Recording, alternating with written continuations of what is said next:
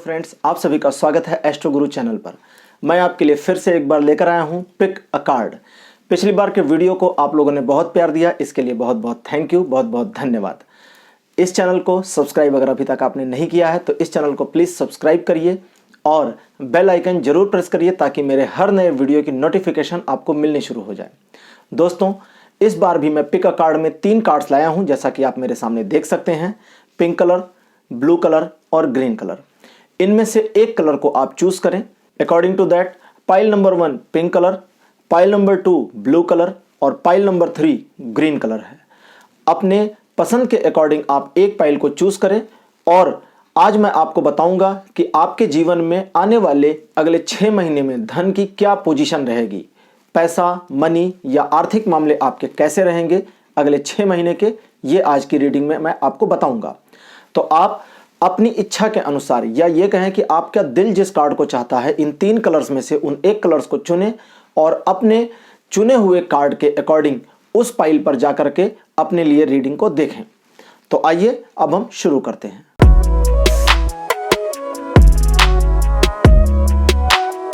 Hello pile 1, आप सभी का स्वागत है। पिंक कलर अगर आपने चूज किया था, जैसा कि मेरे सामने पिंक कलर का कार्ड रखा है, तो आपके लिए पाइल नंबर 1 है और आपके लिए अब हम रीडिंग शुरू करेंगे। लेकिन सबसे पहले कार्ड्स को मिक्स करेंगे ताकि कार्ड्स पूरी तरह से एनर्जाइज्ड हो जाएं और कार्ड्स की एनर्जी के अकॉर्डिंग ही जो कार्ड्स आपके लिए रीडिंग में आएंगे उनकी इंटरप्रिटेशन क्या है उसको मैं आपको बताऊंगा और आप जानेंगे कि अगले 6 महीने आर्थिक मामलों में आपके कैसे रहने वाले हैं। तो कार्ड्स मिक्स हो गए और हमने स्प्रेड कर लिए।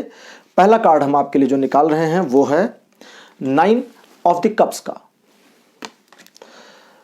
दूसरा कार्ड आता है S of the wands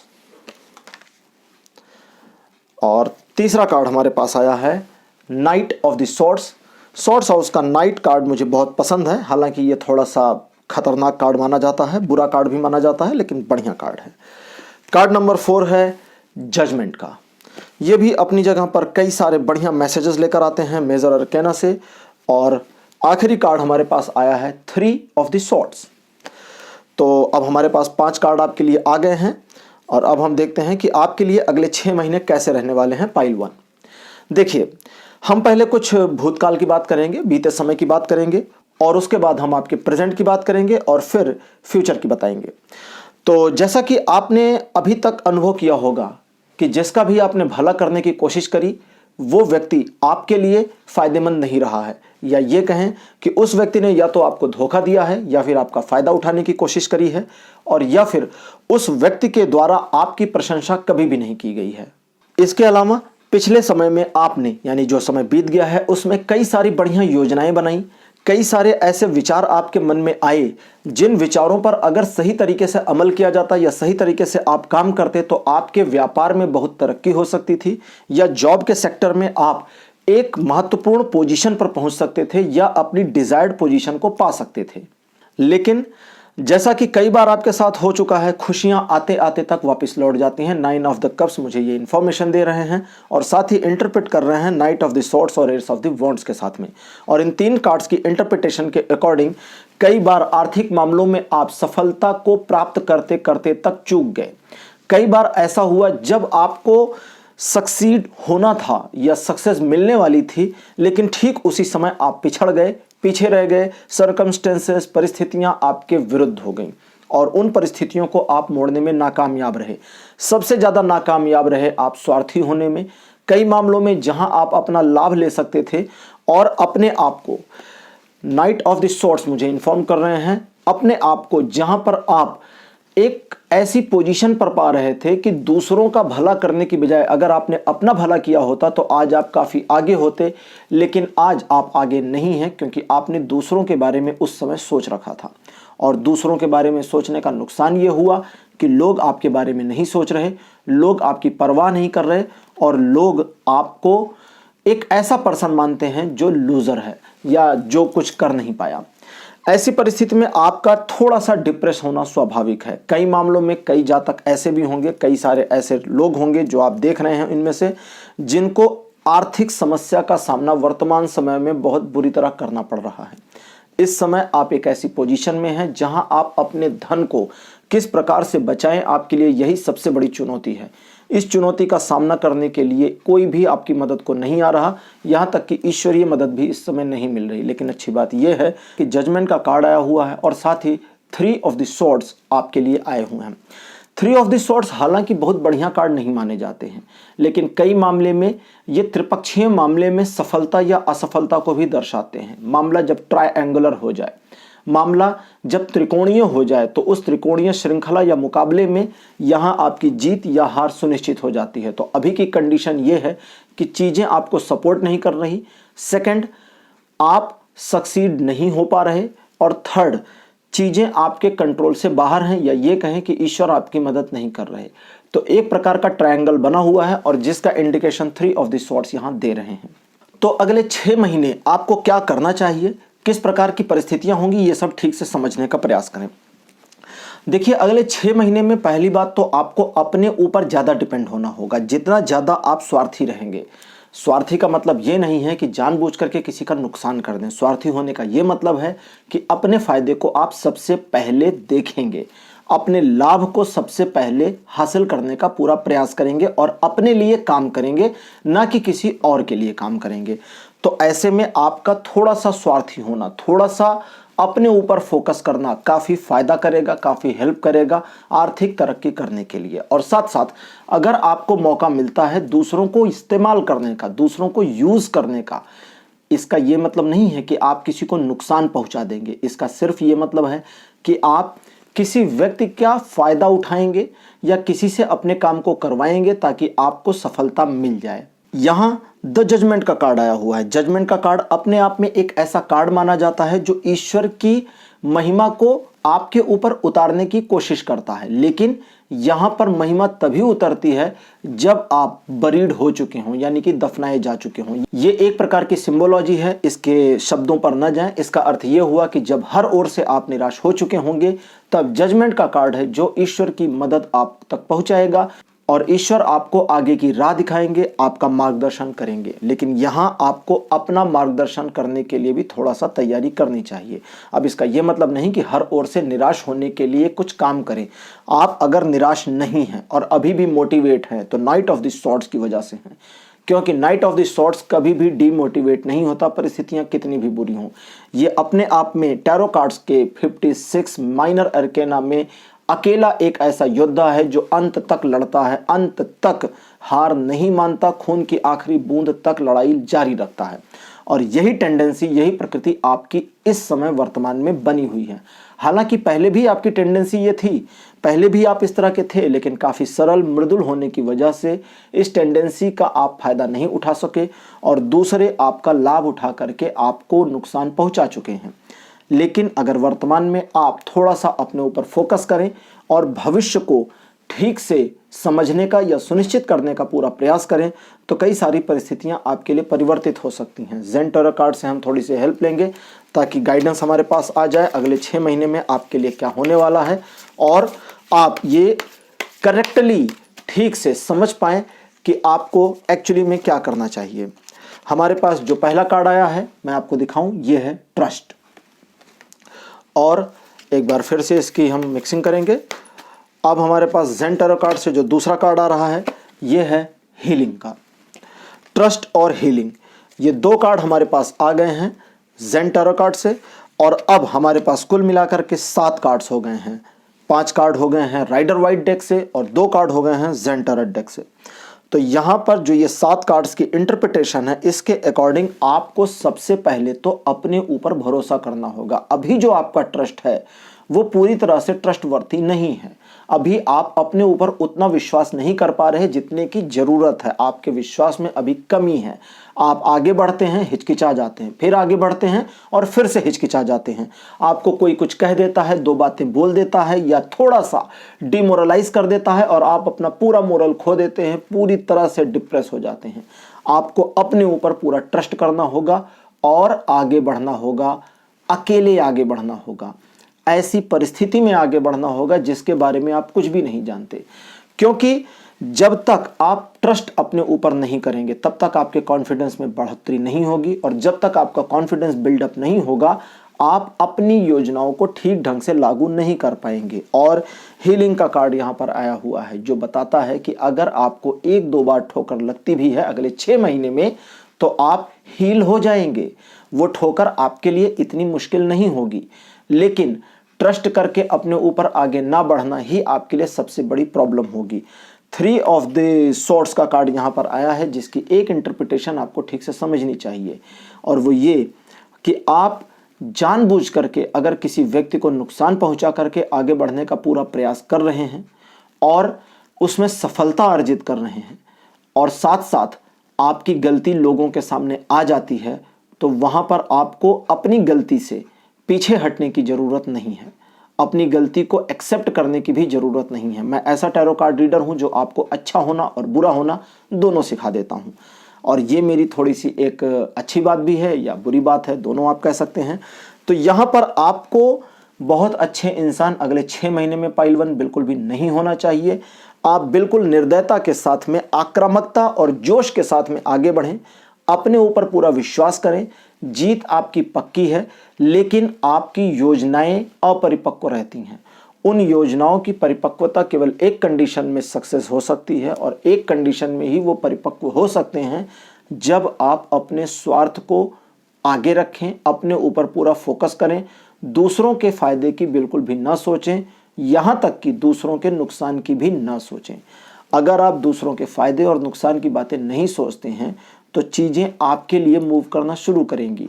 but एक बात का ध्यान रखिएगा कि अगर कोई ट्रायंगुलर सिचुएशन बनी हुई है, अगर कहीं पर आप 3 लोगों के साथ साझेदारी का कोई बिजनेस कर रहे हैं, या आप जॉब करते हैं और आपकी टीम में 3 लोग हैं, अथवा किसी भी ऐसे मामले में जहां पर एक ट्रायंगल बना हुआ है, वहां आपको अगले 6 महीने में काफ़ी ज़्यादा सावधानी बरतनी चाहिए, वो भी धन के मामले में, आर्थिक मामले में।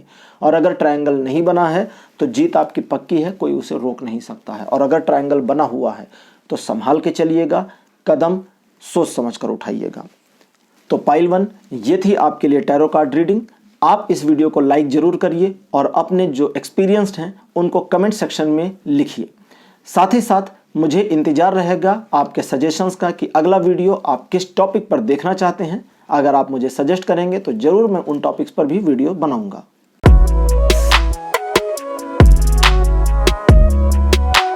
हेलो पाइल 2, आप सभी का स्वागत है आपकी रीडिंग में। आपने अगर ब्लू कार्ड चूज किया था तो आप पाइल 2 हैं, और अब हम आपके लिए रीडिंग शुरू करेंगे। सबसे पहले हम कार्ड्स को एक बार मिक्स करते हैं।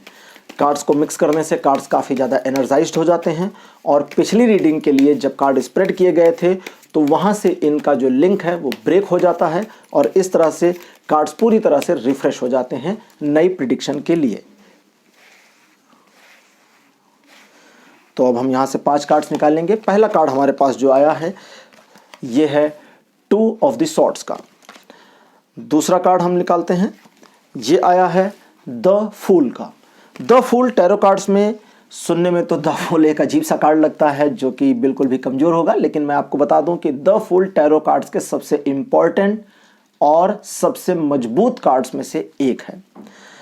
तीसरा कार्ड हमारे पास जो आया है ये है queen of the pentacles. Queen of the pentacles आई हुई हैं, और वो भी धन के यानी अर्थ के मामले के प्रिडिक्शन में, तो ये बहुत बढ़िया बात है। अब हमारे पास चौथा कार्ड आया है द एम्परर। द एम्परर भी अपने आप में एक बढ़िया कार्ड है जो मेजर अरकेना से है। तो 2 कार्ड हमारे पास मेजर अरकेना से आ गए हैं, द फूल, द एम्परर, और 2 कार्ड आए हुए हैं माइनर अरकेना से। अब देखते हैं 5वां कार्ड कौन सा आता है। ये आ गए द मैजिशियन।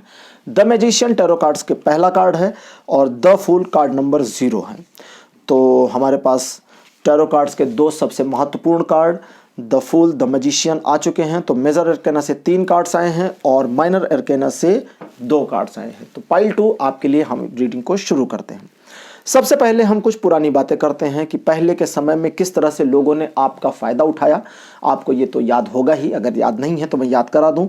आपका लोगों ने फ़ायदा उठाया, मौके पर आपका साथ नहीं दिया, आपको सामने से धोखा दिया, आपको पीछे से भी धोखा दिया, और जहां आपका लाभ हो सकता था वहां पर वे गायब हो गए, बिल्कुल वैनिश हो गए। साथ ही साथ आपने जिन लोगों पर भरोसा किया उन लोगों ने आपका बाखूबी इस्तेमाल किया, लेकिन आप अपने भरोसे को कायम रखे रहे। आप जानते थे कि लोग आपका फ़ायदा उठा रहे हैं। पाइल 2 ये आपकी एक अच्छाई थी कि जानते हुए भी कि लोग आपका लाभ उठा रहे हैं, आपका फ़ायदा उठा रहे हैं, आपने अपने आप को यूज़ होने दिया।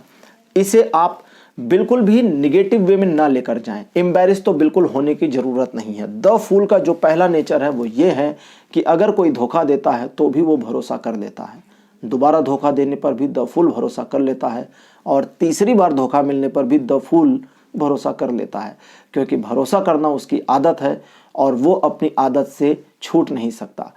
अब आपको ये सुन करके थोड़ा अजीब लगेगा, आपको लगेगा द फूल का कार्ड तो बुद्धू है जो हर बार भरोसा कर लेता है, लेकिन यही इसकी स्ट्रेंथ है, यही इसकी मजबूती है कि ये एक अनकंडीशनल भरोसा करता है। एक ऐसा भरोसा करता है जैसा छोटा बच्चा अपने पिता पर या अपने गार्डियन पर करता है। आप छोटे बच्चे का हाथ पकड़कर उसे साथ में लेकर जाएं तो वो बिना पूछे आपके साथ चला जाता है, बिना सोचे, बिना जानने कि आप उसे कहाँ ले जा रहे हैं। और ये एक प्रकार का समर्पण का भाव कहलाता है। अब इस भाव को, चूंकि ये भाव आपके अंदर था, इस भाव का लोगों ने गलत फायदा उठाया, आपको यूज किया और आपको फायदा नहीं हुआ, आपका नुकसान हुआ। अब आप इस भाव को, जो ये द फूल की टेंडेंसी आपके अंदर विद्यमान थी, आपके अंदर मौजूद थी, इसे दो तरह से इस्तेमाल कर सकते हैं। पहली, जैसा कि प्रेजेंट में आप कर रहे हैं, एम्बैरेस होकर के, परेशान होकर के, ये सोचकर कि लोग आपका फायदा उठाते हैं, चले जाते हैं और आप कुछ कर नहीं पाते, उनका कुछ बिगाड़ नहीं पाते। और दूसरी, जो मैं आपको गाइड करने जा रहा हूं, उसे बड़े ध्यान से सुनिएगा, नोट करके रखिए अगर जरूरत पड़े, और अगर नोट नहीं कर पा रहे हैं तो इस वीडियो को दोबारा जरूर सुनिएगा ताकि आपको ये चीजें याद आ जाएं। आपकी जो भरोसा करने वाली टेंडेंसी है, इसे लोगों पर से शिफ्ट करके ईश्वर की ओर मोड़ने की जरूरत है। आपका जो भरोसा है, आपका जो ट्रस्ट है, ये अनकंडीशनल है, आपका जो प्यार है ये अनकंडीशनल है, और इसे ईश्वर की ओर जब आप मोड़ देंगे तब चीज़ें आपके लिए अलग तरह से मूव करनी शुरू होंगी। कई बार हम ईश्वर के प्रति समर्पण का वो भाव नहीं दिखा पाते हैं जो एक्चुअली हमें दिखाना चाहिए। ईश्वर को हमसे क्या चाहिए? फूल, पूजा पाठ, अगरबत्ती, धूप बत्ती, दिया नहीं, उन्हें हमारा समर्पण चाहिए। सोच कर देखिए, अगर आप ईश्वर की पूजा करते हैं, समर्पण का भाव नहीं है, तो कितनी भी चीज़ें चढ़ा दें, ईश्वर प्रसन्न नहीं हो सकते। लेकिन अगर आपके पास चीज़ें नहीं हैं और समर्पण पूरा है, तो भी ईश्वर आपके ऊपर प्रसन्न हो जाएंगे। बहुत सारी कहानियों में ये चीज़ें बताई गई हैं, तो इस चीज़ को पहले तो आपको इस्तेमाल करने की ज़रूरत है, या ये कहें कि सीखने की ज़रूरत है। अगली चीज, क्वीन ऑफ द पेंटिकल्स। धन आपके पास प्रचुर मात्रा में आ रहा है, धन आपकी ओर आकर्षित हो रहा है, आर्थिक मामले आपके फेवर में आ रहे हैं। आप हैं कि उस ओर से आंख बंद किए हुए हैं, मुंह मोड़े हुए हैं। ऐसा लगता है कि आपको किसी चीज़ का इंतजार है, या ये फील कर सकते हैं या ऐसा मान सकते हैं कि आप एक हिचकिचाहट की कंडीशन में हैं। आप पहल नहीं करना चाहते, आप चाहते हैं कोई आपको सजेस्ट कर दे, कोई हाथ पकड़कर बता दे कि हाँ यही वाला पॉइंट आपके लिए बेटर है, या ये वाला रास्ता चुनना ज़्यादा अच्छा है। आप कई बार ये भी चाहते हैं कि कोई हाथ पकड़ करके आपको ये कह दे कि बिल्कुल इसी पॉइंट के ऊपर आपको काम करने की ज़रूरत है और इसी पॉइंट पर आप सक्सीड होंगे और आप उस पॉइंट की ओर मुड़ जाएंगे। तो इन चीज़ों का वेट करने का समय अब खत्म हो गया। अब द एम्परर का कार्ड आपके पावर में आ गया है, और जब एम्परर अपनी पावर में आ गए हैं तो डिसीजन मेकर भी आप खुद हो जाएंगे। तो दोस्तों, पाइल नंबर 2, अगले 6 महीने आप अच्छे डिसीजंस ले पाएंगे, अच्छे निर्णय ले पाएंगे, और साथ ही साथ आप अपने आप को एक ऐसा धीर, गंभीर और मजबूत पर्सन पाएंगे जो समाज में अपनी सेल्फ रिस्पेक्ट को बरकरार रखते हुए अपने आप को आगे ले जाने के लिए दृढ़ प्रतिज्ञ भी है। इस दौरान आपको ये फील होगा कि द्विपक्षीय मामले आपके फेवर में हों या ना हो, अकेले आगे बढ़ने का दम आपके अंदर पूरा आ गया है।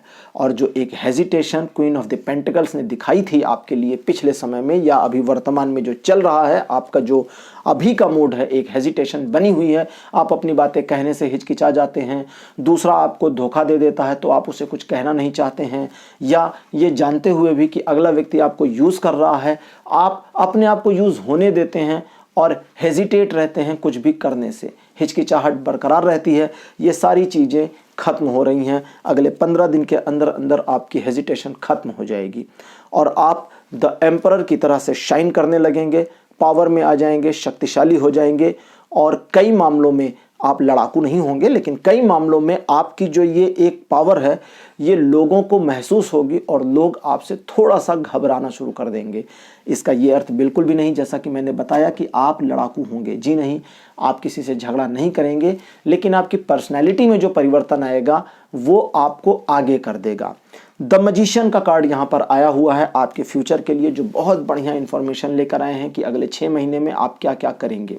अगले 6 महीने आपके ऐसे होंगे जिसमें आप अपने सोचे हुए काम अगर करें तो सक्सेस आपको पक्की तौर पर मिल जाएगी। द मैजिशियन, मैं आपको पहले इन्फॉर्म कर दूं, वो कार्ड है टैरो कार्ड का जो टैरो कार्ड के 4 हाउसेस को अकेले कंट्रोल करने की योग्यता रखते हैं, क्षमता रखते हैं। इसलिए द मैजिशियन को सबसे पावरफुल सेकंड सबसे पावरफुल कार्ड माना जाता है। सबसे पावरफुल कार्ड हाई प्रीस्टेस हैं, फिर मैजिशियन है और उसके बाद द फूल है। तो ये 2 सबसे पावरफुल कार्ड आए हैं। द फूल के इंटरप्रिटेशन में आपको बता चुका। मैजिशियन कार्ड कहते हैं कि ये अपने आप में इतनी ज़्यादा पावर आपको अगले 6 महीने में देने वाले हैं कि आप कई सारी चीज़ों को हैंडल कर पाएंगे, एक समय में एक से ज़्यादा चीज़ों को भी हैंडल कर पाएंगे, साथ साथ लोगों को मैनिपुलेट कर पाएंगे, लोगों से काम निकलवा पाएंगे और उन लोगों को प्रभावित कर पाएंगे जिनसे आपकी आर्थिक तरक्की जुड़ी हुई है, बंधी हुई है। इसके अलावा आपके अपने व्यक्तित्व में अगर आप कुछ परिवर्तन करना चाहते हैं, आप अपनी किसी आदत को चेंज करना चाहते हैं, अच्छी आदत अपनाना चाहते हैं, या किसी अच्छी आदत को छोड़ के कोई बुरी आदत अपनाना चाहते हैं। देखिए, यहाँ पर मैं बुरी आदत अपनाने की बात कह रहा हूँ। अच्छी आदत कौन सी है? हर किसी पर जल्दी से भरोसा कर लेना। और बुरी आदत कौन सी है? हर किसी पर जिस पर भरोसा करने की ज़रूरत है उसको एक बार परखने की कोशिश करना। बात कितनी गहरी है ये आप समझ चुके होंगे। तो अच्छी आदतें अपना सकते हैं और कुछ ज़रूरत से ज़्यादा अच्छी आदतों को छोड़कर नई आदतें भी अपना सकते हैं। इसमें भी द मैजिशियन का कार्ड आपकी हेल्प करने वाला है। तो अगले 6 महीने आपके अपने हैं पाइल 2। इन 6 महीनों को बिल्कुल वेस्ट मत जाने दीजिएगा। आर्थिक मामलों में आपकी तरक्की मनचाही होने की पूरी संभावना है। 80% से 95% तक चांसेस हैं कि आप जिस प्रकार से चाह रहे हैं चीज़ें उस प्रकार से मूव होंगी, लेकिन आपको अपने डिसीजंस को, या ये कहें कि आपको अपने बिलीव को शिफ्ट करने की ज़रूरत है, लोगों की ओर से हटा करके ईश्वर की ओर। जितना ज़्यादा आप अपने बिलीव को ईश्वर की ओर लगाएंगे उतना ज़्यादा चीज़ें आपके फेवर में मूव होती रहेंगी। अब मैं आपके लिए ज़ेन टैरो कार्ड से 2 इन्फॉर्मेशंस लूँगा, 2 गाइडेंस लूँगा। ज़ेन टैरो कार्ड्स भी अपने आप में काफ़ी पावरफुल हैं और राइडर वाइट के साथ जब इनका इंटरप्रिटेशन होता है तो बड़ी गजब की इन्फॉर्मेशंस आती हैं। तो ज़ेन टैरो कार्ड से हमारे पास जो पहला कार्ड आया है, अब आप देखें द फूल। यहाँ पर मैं आपको दोनों दिखाना चाहूँगा। राइडर वाइट डेक से आया हुआ है द फूल और ज़ेन टैरो कार्ड से भी आ गया है द फूल। तो इससे अब आप समझ सकते हैं टैरो कार्ड्स अपने आप में कितने ज़्यादा पावरफुल होते हैं, कितनी ज़्यादा इनकी खुद की एनर्जी होती है। एक डेक का द फूल कार्ड दूसरे डेक के द फूल कार्ड को फॉलो कर रहा है। यानी कि जो मैंने अभी आपको बताया कि अपने ट्रस्ट को आपको शिफ्ट करने की ज़रूरत है। लोगों पर ट्रस्ट करने की बजाय ईश्वर पर ट्रस्ट करें, अनकंडीशनल ट्रस्ट करें, समर्पण कर दें ईश्वर के आगे कि ईश्वर आपकी लाइफ में जो भी लेकर आ रहे हैं वो आपको स्वीकार है। और फिर आप देखिए कि कैसे ड्रामेटिकली आपके अगले 6 महीने चेंज होते हैं, किस तरह से आप तरक्की करते हैं, किस तरह से लोगों को इन्फ्लुएंस करते हैं और चीज़ें आपके पक्ष में मुड़नी शुरू हो जाती हैं। अगला गाइडेंस हम लेते हैं ज़ेन टैरो से। ये है मोरालिटी। अब आप देख सकते हैं तो 2 गाइडेंस हमारे पास आए हैं और इस तरह से हमारे पास कुल मिलाकर के अब 7 कार्ड हो गए हैं। और यहाँ पर जो भी इंफॉर्मेशन आ रही है उसे ध्यान से समझने का प्रयास करें। जैसा कि मैंने पहले बताया, द फूल कार्ड हमारे पास 2 आ गए हैं, तो इसका मतलब हुआ कि अनकंडीशनल ट्रस्ट आपको शिफ्ट करना होगा लोगों की बजाय ईश्वर की ओर। लोगों पर ट्रस्ट करने की ज़्यादा ज़रूरत नहीं है, लोगों को परखने की ज़रूरत है।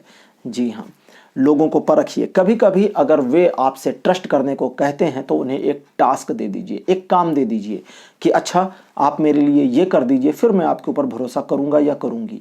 और फिर देखिए कि उनका रिएक्शन क्या होता है। आपको खुशी भी होगी, हंसी भी आएगी और मज़ा भी आएगा जब आप उनके रिएक्शंस को देखेंगे। मोरालिटी का कार्ड इंटरप्रेट करता है द मैजिशियन, द एम्परर और क्वीन ऑफ द पेंटिकल से, जो कहता है कि कुछ भी हो जाए किसी का नुकसान करके अपना फ़ायदा करने की कोशिश बिल्कुल भी ना करिएगा। यहाँ पर मैं आपको सावधान करता हूँ पाइल 1 में मैंने लोगों को बताया था कि स्वार्थी होना उनके लिए काफ़ी फायदेमंद है, लेकिन पाइल 2 आपके लिए स्वार्थी होना अगले 6 महीने में फायदेमंद नहीं है। लेकिन इसका यह मतलब नहीं हुआ कि आप अपना फायदा ना देखें। स्वार्थी नहीं होने का सिर्फ इतना मतलब हुआ कि किसी का नुकसान नहीं करेंगे, जानबूझकर इंटेंशनली किसी को लॉस ना दें, अपने फायदे के लिए किसी का नुकसान करने की कोशिश ना करें। बस इतना ही है स्वार्थी ना होने का मतलब। लेकिन आपका फोकस अपनी ओर पूरी तरह से होना चाहिए और साथ साथ अपने आप को एक ऐसी पोजीशन में भी लाने का पूरा प्रयास करें जहां पर आप लोगों के लिए प्रेरणा का स्रोत बन सकें।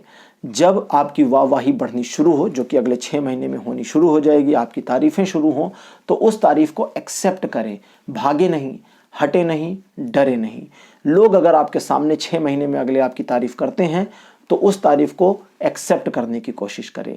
और यहां आप देखेंगे कि आपकी मेंटेलिटी में थोड़ा सा परिवर्तन आ रहा है और जैसे जैसे आपकी मानसिकता बदलनी शुरू होगी, चीज़ें आपके लिए मूव करनी शुरू होंगी, फेवर में आनी शुरू होंगी।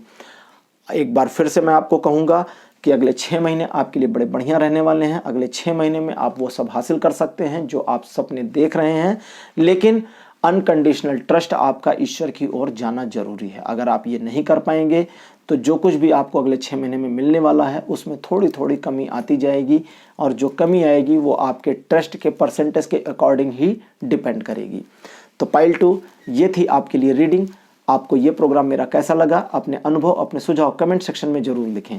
और अगर आप किसी खास टॉपिक के ऊपर वीडियो देखना चाहते हैं, टैरो कार्ड रीडिंग मुझसे ऑनलाइन यूट्यूब पर करवाना चाहते हैं, तो आप कमेंट सेक्शन में वो टॉपिक लिखें, मैं आपके लिए वीडियो लेकर के जरूर आऊँगा।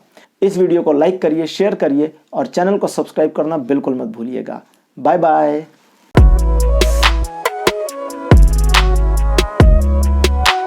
हेलो पाइल 3, आपका स्वागत है। आपने अगर ग्रीन कार्ड चूज किया था तो पाइल नंबर 3 आपका है और अब हम आपके लिए रीडिंग शुरू करेंगे। सबसे पहले हम कार्ड्स को एक बार मिक्स कर लेते हैं ताकि कार्ड्स पूरी तरह से एनर्जाइज्ड हो जाएं और पिछली रीडिंग में, पिछली स्प्रेडिंग में इनकी जो एनर्जी थी उससे इनका लिंक टूट जाए और पूरी तरह से नई एनर्जी इनके अंदर आ जाए। तो कार्ड्स हमारे मिक्स हो गए हैं और अब हम इनको स्प्रेड करेंगे और आपके लिए 5 कार्ड निकालेंगे और फिर देखेंगे कि आपके लिए अगले 6 महीने आर्थिक मामलों में, धन के मामले में कैसे होने वाले हैं। पहला कार्ड हमारे पास जो आया है मैं आपको दिखा दूं, S of the pentacles. Card number 2 हमारे पास जो आया है ये है 5 of the pentacles. Pentacle house के 2 कार्ड आए हैं जिसमें से एक बढ़िया और एक थोड़ा अच्छा नहीं है। तीसरा कार्ड आया हुआ है 2 ऑफ द कप्स का। हमारे पास जो चौथा कार्ड आया हुआ है ये है 5 ऑफ द स्वॉर्ड्स का और हमारे पास 5वां कार्ड आ रहा है द एम्प्रेस। इस तरह से हमारे पास मेजर अरकेना से केवल 1 कार्ड द एम्प्रेस आए हुए हैं और 4 कार्ड आए हैं माइनर अरकेना से, जिसमें से 2 कार्ड पेंटिकल हाउस से हैं, 1 कप हाउस से है और 1 स्वॉर्ड्स के हाउस से है। तो पाइल 3 आपके लिए रीडिंग शुरू करते हैं और जानते हैं कि सबसे पहले आपके भूतकाल में, पिछले समय में क्या क्या हुआ था। जैसा कि आपको याद होगा कि धन का एक नुकसान आप पिछले समय में उठा चुके हैं। हालांकि आपने फ़ायदा भी उठाया था, लेकिन फ़ायदा उठाने के ठीक बाद आपको नुकसान हो गया था। वर्तमान समय में आपकी कंडीशन ठीक ठाक है। अभी आप अपनी पोजीशन पर सेटिस्फाइड हैं, न बहुत ज़्यादा खुश हैं, न बहुत ज़्यादा निराश हैं। अपने व्यक्तिगत मामले में आप काफ़ी ज़्यादा हलचल विहीन महसूस करते हैं और आपको लगता है कि अगले कुछ समय में जो कुछ भी होगा उसे देख लिया जाएगा। आपकी ये मेंटेलिटी काफ़ी अच्छी है, लेकिन इस समय आपके मन में ये तो आप दिखाते हैं कि जो भी होगा ठीक होगा, देख लेंगे, ऐसा कर लेंगे या वैसा कर लेंगे, या जो भी होगा हम समझ लेंगे। लेकिन करंट पोजीशन में आपका जो माइंड है वो स्टेबल नहीं है। आप अपने मन में काफ़ी ज़्यादा परेशान हैं, मन ही मन काफ़ी ज़्यादा पेशोपेश में हैं, मन ही मन आप कंफ्यूज्ड हैं कि फ्यूचर में अब आगे क्या होगा, आपकी आर्थिक प्रगति होगी या नहीं होगी, आपको पहले जो नुकसान हुआ था उस नुकसान की भरपाई होगी या नहीं होगी। देखिए, अपनी लाइफ में तो आपको कोई इशू नहीं है। अपनी लाइफ में आप अपने जीवन साथी के साथ, प्रेमिका के साथ में या अपनी फैमिली के साथ में खुश हैं, संतुष्ट हैं। इस चीज़ की बड़ी अच्छी बात है, इससे काफ़ी ज़्यादा आपको संतुष्टि मिल सकती है। लेकिन आपका जो नुकसान हो गया है वो ऐसा नुकसान रहा है जिसे आप भूलना नहीं चाहते हैं और चाहते हैं कि फ्यूचर में वो रिकवर हो जाए। लेकिन आपकी जो मानसिक कंडीशन अभी मुझे करंट में दिख रही है वो थोड़ी सी अनस्टेबल दिख रही है। हालांकि सबसे अच्छी बात यह है कि आपने इस चीज़ को अच्छे से छिपा रखा है और किसी को इसके बारे में जानकारी नहीं देते हैं। ध्यान आपको फ्यूचर में यह रखना चाहिए कि आपका किसी से विवाद ना हो। किसी भी ऐसे काम में जिसमें साझेदारी वाला मामला बनता है, ज़्यादा कोशिश करें कि उसमें आप इन्वेस्टमेंट बिल्कुल भी ना करें। नए इन्वेस्टमेंट जो अनजान हैं, अनजानी राहों पर हैं, वहाँ बिल्कुल भी ना जाएं। आने वाले समय में स्टॉक मार्केट इत्यादि में कोई इन्वेस्टमेंट ना करें तो ज़्यादा अच्छा रहेगा। म्यूचुअल फंड्स का इन्वेस्टमेंट आप एक बार कर सकते हैं क्योंकि वो थोड़ा स्टेबल होता है, लेकिन स्टॉक मार्केट आपके लिए बढ़िया नहीं होगा। साथ ही साथ किसी व्यक्ति के द्वारा सुझाई गई बात पर, सुझाई गई परियोजना पर भी कोई निवेश ना करें, ये भी आपके लिए सही रहेगा। इन चीज़ों के अलावा भविष्य में आप आर्थिक मामलों में कुछ विवादास्पद स्थितियों का सामना कर सकते हैं। पाइल 3, अदालतों के चक्कर लगने की भी कंडीशन आ सकती है या आपके ऊपर धोखाधड़ी का मुकदमा हो सकता है। अगर मुकदमा नहीं भी होता है तो धोखाधड़ी के आरोप लग सकते हैं। कंडीशन जो भी हो, आने वाले 2 महीने आपके लिए अच्छे नहीं हैं।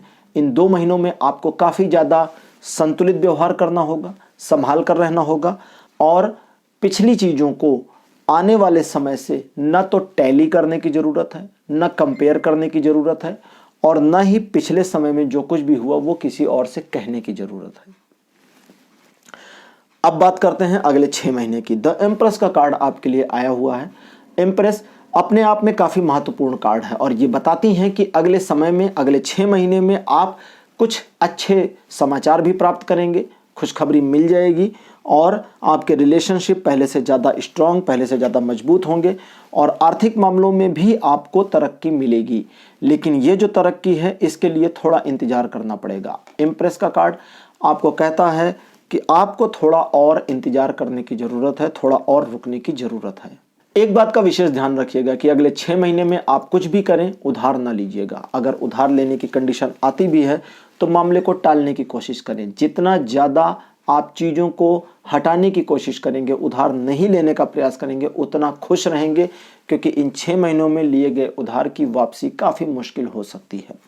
साथ साथ आपके दिमाग में कोई ऐसी योजना आ सकती है जिससे आप अपने आप को आर्थिक मामले में मजबूत कर सकते हैं। आपकी योजना बड़ी स्ट्रांग होगी, बड़ी बढ़िया होगी, लेकिन अपरिपक्व होगी। इस योजना पर आप तुरंत काम शुरू करना चाहेंगे, लेकिन आपको यहाँ पर सलाह दी जाती है कि इस योजना पर तुरंत कार्य शुरू करने से पहले इस योजना का पूरा ब्यौरा जांच लें, एक एक पहलू को अच्छी तरह से समझ लें और जहाँ जहाँ फ्लॉज हैं उन फ्लॉज को दूर करें, उन कमियों को हटा लें। एक बार जब आपने ये कर लिया तो चीज़ें आपके लिए आसान होंगी। और अगर आप शादीशुदा हैं तो अपने जीवन साथी के साथ डिस्कशन किए बिना कोई इन्वेस्टमेंट ना करें और अगर आप शादीशुदा नहीं हैं तो अपने परिवार की सलाह ज़रूर लें। अगर आप ऐसी कंडीशन में हैं कि परिवार की सलाह नहीं ले सकते तो आप किसी महिला मित्र से, मैं महिला मित्र कह रहा हूँ ना कि गर्लफ्रेंड कह रहा हूँ, हालांकि वो आपकी गर्लफ्रेंड हो सकती है, लेकिन अगर आपकी गर्लफ्रेंड नहीं है, कोई लड़की आपकी फ्रेंड है, कोई महिला आपकी फ्रेंड है तो उनसे सलाह ले सकते हैं अथवा बड़ी उम्र की महिलाओं से सलाह ले सकते हैं। अगर आप स्वयं महिला हैं तो भी मैडम आपको किसी महिला से ही सलाह लेनी होगी। या तो आप शादीशुदा हैं तो अपने पति से बात कर लें और अगर आप शादीशुदा नहीं हैं तो किसी फीमेल पर्सन की सलाह लें और तब इन्वेस्टमेंट करें। अगर फीमेल पर्सन अवेलेबल नहीं है, बिल्कुल भी नहीं है, और आपको लगता है कि किसी फीमेल की सलाह आपके लिए काम नहीं कर सकती है, आपको खुद से ही सलाह लेनी है, तो थर्ड पर्सन की तरह से सोचने का प्रयास करें। थर्ड पर्सन कैसे सोचते हैं? आप माने कि जिस मामले में आपको सलाह चाहिए वो किसी और का मामला है और वो व्यक्ति आपके पास सलाह के लिए आया है। अगर ये किसी और का मामला होता तो आप क्या सलाह देती? ऐसा जब आप सोचेंगी तो आपको रास्ता तो मिल जाएगा, लेकिन दिल नहीं मानेगा कि उस ओर जाएं, क्योंकि दिमाग कुछ और कहेगा, दिल कुछ और कहेगा। ऐसे में आपको द इम्प्रेस का थोड़ा ध्यान रखना चाहिए। ये कार्ड ऐसा है जो खुशखबरियाँ दिलाता है, खुशियाँ लाता भी है, लेकिन एक कंडीशन पर, और कंडीशन ये है कि जब आप फैमिली के प्रति पूरी तरह से समर्पित हों। तो यहाँ पर आपका समर्पण ही सब कुछ है। यदि आपके समर्पण में कुछ कमी है तो फैमिली का सपोर्ट नहीं मिलेगा। आप अपने परिवार में देख लें, यदि आप अपने परिवार के प्रति समर्पित नहीं हैं तो परिवार आपके खिलाफ हो जाएगा। और बिल्कुल यही बात द इम्प्रेस के साथ भी लागू होती है। जितना ज़्यादा समर्पण का भाव दिखाएंगे, चीज़ें उतनी ज़्यादा आपके फेवर में आएंगी। फाइव ऑफ द सोर्ड्स का कार्ड आया है जो ये बताता है कि अगले 6 महीने में कोई एक सफलता, कोई एक ऐसी सफलता आपको मिलेगी जो बहुत बड़ी होगी, लेकिन जिसके लिए या तो भारी कीमत चुकानी पड़ेगी या बहुत ज़्यादा मुश्किलों का सामना करना पड़ेगा। मुश्किलें कितनी भी बड़ी आ जाएं, जीत आखिरी में आपकी होगी। ये five of the swords declare कर रहे हैं, तय कर रहे हैं, एकदम निर्णय सुना रहे हैं। लेकिन आपकी जीत जो होगी वो तभी होगी जब आप डटे रहेंगे, लड़ाई का मैदान छोड़ के भागेंगे नहीं।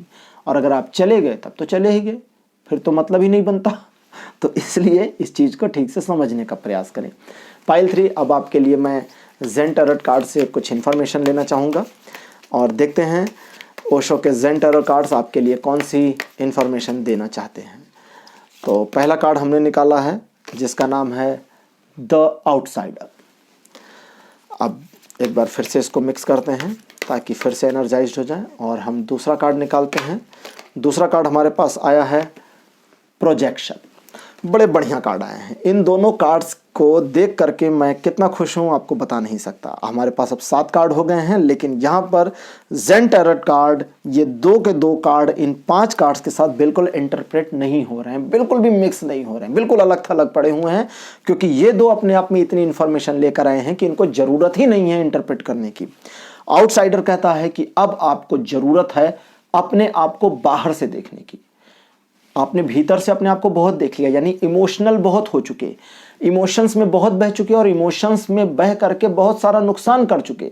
अब ज़रूरत है इमोशन लेस होने की। जब आप इमोशन लेस हो जाते हैं, बिल्कुल आउटसाइड में आ जाते हैं और एक ऐसे व्यक्ति की तरह से चीज़ों को देखना शुरू करते हैं जो थोड़ा रूड है, जो अपने लक्ष्य के प्रति समर्पित है और लक्ष्य प्राप्ति से पहले रुकने वाला नहीं है, तो आप जान जाएंगे कि आपको क्या करना चाहिए, क्या निर्णय लेना चाहिए, किस ओर आगे जाना चाहिए, किसे साथ रखना चाहिए और किसे छोड़ देना चाहिए। और प्रोजेक्शन का कार्ड कहता है कि बिल्कुल अपने प्रोजेक्शन को सही रखें, यानी जब तक आप अपने लक्ष्य को हासिल नहीं कर लेते, आपको अपना प्रोजेक्शन वो रखना है जो लोग आपसे देखना चाहते हैं। इसे ऐसे समझें, अगर लोग आपको बुद्धू समझते हैं, लोगों को लगता है आप एक लूज़र हैं, तो उनकी नज़र में लूज़र बने रहें। आप सक्सीड हो रहे हैं, किसी को बताने की ज़रूरत नहीं है। आप सही रास्ते पर हैं, ये भी किसी को कहने की ज़रूरत नहीं है। आप हर एक कदम पर सफलता प्राप्त करते जा रहे हैं, आपका लक्ष्य अब ज़्यादा दूर नहीं रह गया है, ये भी किसी को बताने की ज़रूरत नहीं है। बिल्कुल वैसा ही प्रोजेक्ट करते रहें जैसा लोग आपसे चाहते हैं। लोगों को लगेगा कि आप बुद्धू हैं, लेकिन असल में आप लोगों को बुद्धू बना रहे हैं। यहाँ आपको इस बात का थोड़ा और ध्यान देना चाहिए कि अगर आप अपने कॉन्फिडेंस में कुछ भी कमी महसूस करते हैं अगले 6 महीने में, तो आपको अपने आप को कॉन्फिडेंट प्रोजेक्ट करना है। जितना ज़्यादा आप अपने आप को कॉन्फिडेंट प्रोजेक्ट करेंगे, जितना ज़्यादा दिखाएंगे कि आप एक कॉन्फिडेंट पर्सन हैं, आपका अंदर से कॉन्फिडेंस उतना ही बढ़ता चला जाएगा। कॉन्फिडेंस एक ऐसी चीज़ है जो बनाई जा सकती है और छिपाई भी जा सकती है। ये खुद से भी आ सकती है और खुद से जा भी सकती है। बहुत सारी रिसर्च में यह साबित हुआ है कि अगर आप फेक कॉन्फिडेंस का इस्तेमाल करें तो फेक कॉन्फिडेंस भी, नकली कॉन्फिडेंस भी असली की तरह ही लाभ देता है। इसलिए अगर अगले 6 महीने में किसी भी मामले में आपको कॉन्फिडेंस में कमी महसूस होती है तो अपनी कमी को जाहिर ना होने दें, किसी को पता ना चलने दें कि आपके भीतर क्या हो रहा है। यही मीनिंग है आउटसाइडर और प्रोजेक्शन का।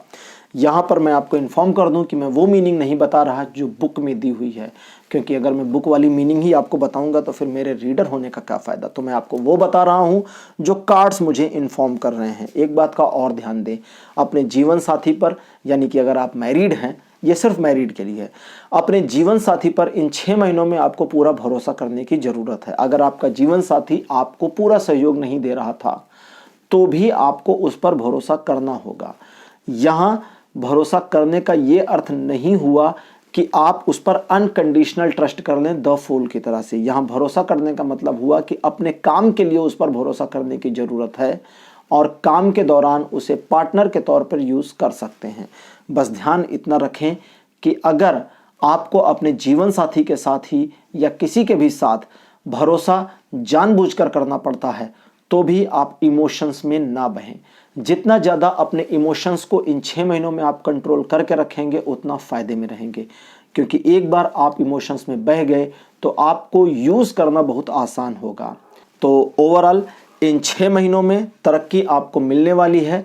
कुछ ऐसी परिस्थितियों का सामना करना पड़ेगा जिसमें आपको बहुत सारी मुश्किलों का सामना करना पड़ेगा, लेकिन फिर भी जीत आपकी पक्की है, क्योंकि अगर आप नहीं जाते हैं हट करके, मैदान छोड़ करके, तो ही आप सफलता अर्जित करेंगे। लेकिन अगर आप एक बार मैदान छोड़ के हट गए तो सफलता नहीं मिलेगी। और द एम्प्रेस का कार्ड कहता है कि खुशियां आने वाली हैं, इसलिए अपने आप को तैयार रखें, प्रिपेयर रखें और खुशियों का दिल खोल करके स्वागत करें। तो पाइल 3 ये थी आपके लिए आज की टैरो कार्ड रीडिंग। तो दोस्तों ये थी आज की टैरो कार्ड रीडिंग। आपको आज की रीडिंग कैसी लगी आप अपने एक्सपीरियंस कमेंट सेक्शन में ज़रूर लिखें। और अगले वीडियोस आप किस टॉपिक पर चाहते हैं या किस टॉपिक्स को मैं टच करूं, किस टॉपिक्स पे पिक अ कार्ड लेकर के आऊं, इसको आप कमेंट सेक्शन में मुझे सजेस्ट कर सकते हैं। आपके सजेशंस का मुझे बेसब्री से इंतजार रहेगा। इस वीडियो को लाइक करिए, शेयर करिए और चैनल को सब्सक्राइब करना बिल्कुल मत भूलिएगा। Thank you, bye bye.